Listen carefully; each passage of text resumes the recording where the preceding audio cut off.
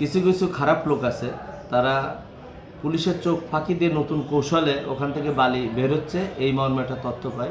যে তথ্যটা হচ্ছে যে দূরের থেকে দেখা যাবে যে একটা ট্রলার যাচ্ছে বা বালুর বড় বালগেট যাচ্ছে, কিন্তু উপরে কোনো বালি নেই। আমি এখানে যোগদান করার পরই আমি কিন্তু যে চলতি নদী, যে নদীতে প্রতিনিয়ত অবৈধভাবে বালি উত্তোলন করে এক শ্রেণীর লোক, অর্থাৎ বালু খেকোরা কিন্তু এগুলো চুরি করে এনে বিক্রি করত। আমি আসার পর সেখানে আমরা অভিযান পরিচালনা করি, একের পর এক অভিযান পরিচালনা করি, এবং আমাদের অভিযানে যে কাজটা হয়েছে যে প্রায় নিয়ন্ত্রণে এসে গেছে। তারপরেও কিছু কিছু খারাপ লোক আছে, তারা পুলিশের চোখ ফাঁকি দিয়ে নতুন কৌশলে ওখান থেকে বালি বের হচ্ছে, এই মর্মে একটা তথ্য পাই। যে তথ্যটা হচ্ছে যে দূরের থেকে দেখা যাবে যে একটা ট্রলার যাচ্ছে বা বালুর বড় বালগেট যাচ্ছে, কিন্তু উপরে কোনো বালি নেই। আমরা মনে করি দূর থেকে যে খালি নৌকা বা খালি ড্রেজার বা খালি এটা আমরা ওখান থেকে মাঝে মাঝে ছেড়ে দিই। এখন জানতে পারলাম যে ওই খালি না, ওর ভিতরে একটা স্তর আছে অন্তত 5 ফুট বা 10 ফুট উঁচু, ওরা বালি নিয়ে ওখান থেকে যায়। এই তথ্যের ভিত্তিতে কিন্তু আজকে আমরা সকাল 11টার সময় আমার কাছে যা তথ্য আসে, পরবর্তীতে আপনারা জানেন যে ওখানে আমরা 24 ঘন্টা ডিউটি আছে, ডিউটিরত এসআই একটি বুকে বলে বিষয়টা দেখতে, ও তাৎক্ষণিকভাবে ওখানে যায়। যাওয়ার পর একটা বড় বালগেট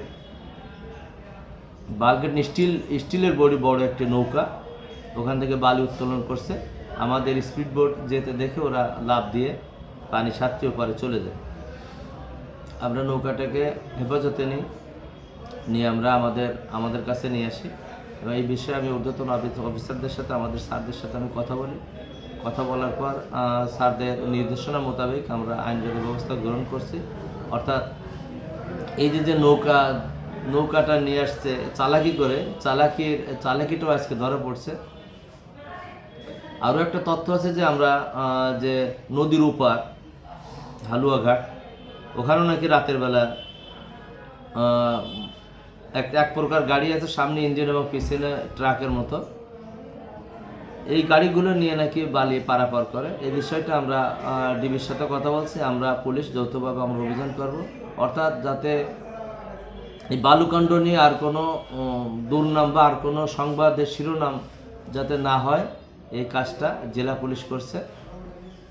আমরা চাই যে আমাদের এসপি স্যার যে নির্দেশনা দিয়েছে, সেই নির্দেশনা মোতাবেক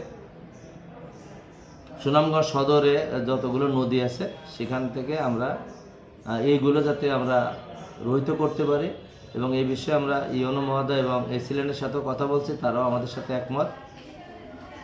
বৈধভাবে তারা নেবে, কিন্তু অবৈধভাবে একটি বালিও নিতে পারবে না, এইটি হলো আমার মেসেজ। আর আজকে যে ঘটনা ঘটছে, যে গাড়িটা, যে নৌকাটা আমরা হেফাজতে নিয়েছি, এর বিরুদ্ধে নিয়মিত মামলা রুজু হচ্ছে। ধন্যবাদ।